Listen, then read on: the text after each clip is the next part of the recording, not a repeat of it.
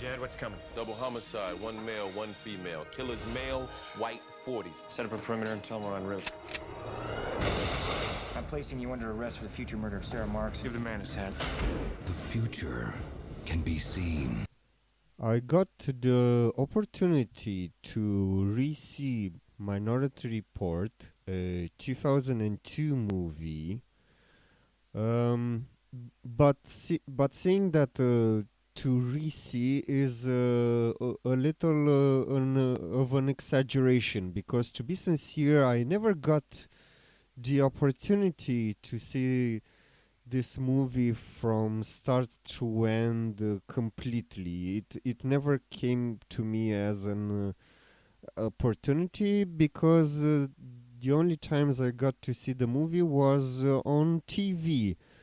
But I still remember when this movie was going to be out in cinemas and how it was promoted, and I remember the trailers, and especially I remember when they did one of those featurettes, those behind the movie videos, where they showed that scene that when Tom Cruise was fighting against those police officers that had jetpacks, and they showed how they did some of those special effects.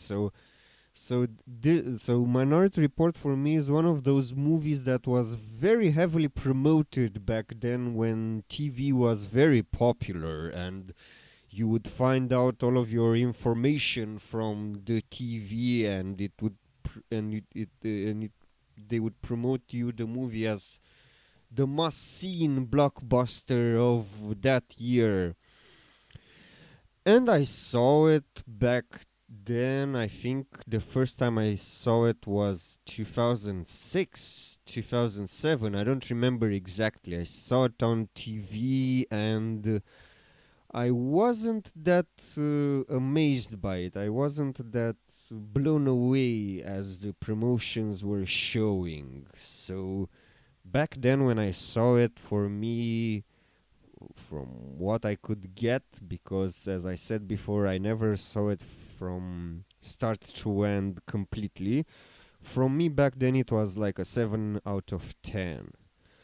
But as time has gone, and now it's 2020, so 18 years later from the release of this movie. There are some interesting things about it. First of, this movie kind of foreseen the appearance of the touchscreen. So they saw that like the precogs, they foreseen the invention of the touch screen. Well, in the movie it's a holographic touch screen, but still they kind of seen this happening. Now since 2007, from the appearance of the iPhone till now, we have a lot of devices, from phones to tablets to smart screens. So yeah, as a technological time capsule, this movie is kind of important. They've also foreseen the USB sticks and the precog technology. From some points of view, you could see that is already being implemented. I don't know if people will agree with me, but the thing that you can use someone's search history and messages on Facebook and what they search on Amazon and on Google, some people use that information to say, okay, this person is going to do something very, very wrong, so we're going to stop him before he does it. So precognition, from some points of view, is already being used like a way of stopping criminals. Now about the movie tells the story of a future cop from 2054, if I remember well. This future cop is played by Tom Cruise, who, in my opinion, is one of the pros of this movie because Tom Cruise is one great leading man. I'm surprised to see how less he has aged. As so Tom Cruise still looks the same to me like he used to look from 2002, and how he looked in Born on the 4th of July. He was how he looked in the 90s. So I've been following Tom Cruise's career for many, many years now, and he is one of the last leading men in Hollywood, the last people who could sell a movie just by their presence in the movie. And he is one of the greatest leading man actors that is still alive. And I always enjoy seeing him in movies. Some movies that I've seen him are kind of mediocre, but he still is a great presence. And some movies are really great, and he adds a lot to this movie. The director of Minority Report is also a legend, Steven Spielberg, whom this is one of the two collaborations he had with Tom Cruise, the other one being War of the Worlds. Maybe one day I'll also talk about that movie, but for now let's talk about Minority Report. And from some points of view, I would say that if you didn't know that this was a Steven Spielberg movie, you wouldn't even catch up to that. I mean, I don't see like the usual techniques that Steven Spielberg uses, like nostalgia and innocence and wholesome family fun. He uses, you can see some of the tropes, like the camera work is clearly Steven Spielberg, and for the soundtrack of the movie, the composer is John Williams. But to be sincere, the soundtrack wasn't that special. I kind of forgot about it. I didn't even feel that it ever existed. And let's turn a little bit back to the plot. It's about a cop who uses free gifted individuals called precogs to precognition crimes, and Tom Cruise's job is to stop people who are going to commit crimes before they can do them. So the plot is pretty interesting because it talks about if everything is set on stone, and if it's morally okay to stop someone from doing something that they haven't still done it. So the subject matter is very interesting. I really liked it because it talks about a lot of free will. It kind of has some religious influences, like destiny, and we already know what's gonna happen, even though you don't even if you stop some things from happening, they will still happen if you don't stop it. um the movie in so for its for the future technology, it really did very important stuff. But I also can see some influences, like from the movie Brazil.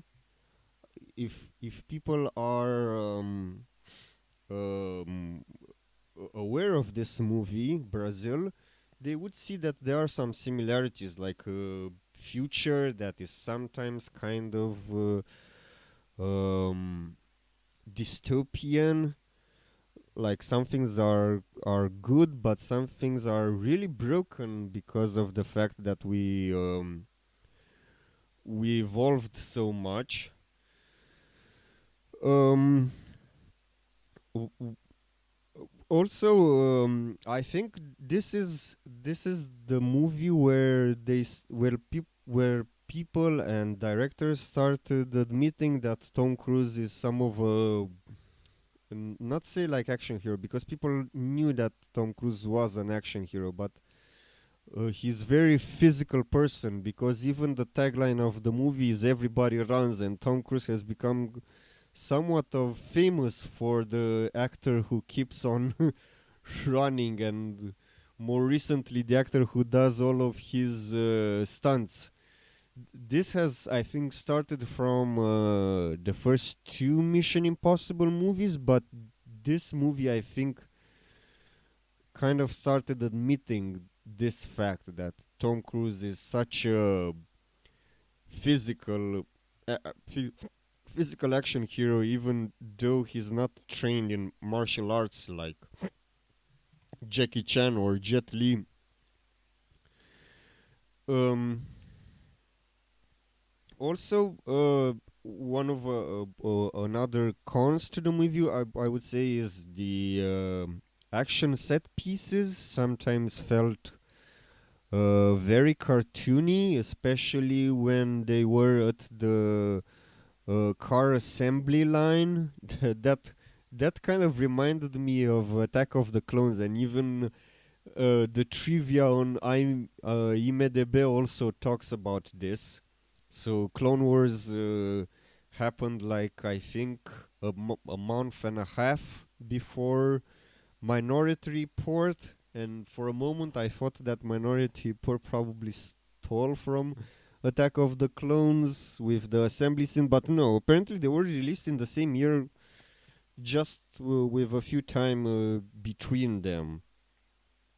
Um, so the movie kind of plays this strange. Sometimes it kind of plays this strange balancing act between seriousness and wacky craziness, which also reminds me again of Brazil, because also that's what Brazil did, that played with humor and seriousness and serious subjects at the same time. Other things that I liked about it was the supporting cast. Um, so Colin Farrell was also very good in this movie. I really liked the turns of his character, and I also, well, let's say, also there was Max von Sydow in this movie, the late actor who sadly died this year. But it was nice to see him in this movie. He had like a supporting role. He isn't that much in the movie, but when he appears, I really liked seeing him. Um, Also, other references that I saw in this movie is kind of referenced in two Mission Impossible movies. Um, in Ghost Protocol, they kind of reference the fact that Tom Cruise did this in Minority Report also, that he can keep his breath for a very long time. And also in Rogue Nation, you can see Tom Cruise's character being dressed in the same way like he was in Minority Report, when he tries to be anonymous with having clothes with a hood over his head. Um, Also, for the religious references, I really liked the free magi's reference that they did, like the free precogs who are called. Wait, so it was Agatha and wait. Yes, it was the free prequels, which I can also call them Magi's, were called Agatha, Arthur, and Dashiell. So that was also an interesting thing. Um, yeah, I really enjoyed rewatching this movie. It's one of the most interesting movies in Tom Cruise's filmography, and even though you can't see it that much as a Steven Spielberg movie, I really liked it. All in all, for me, this is an 8 out of 10.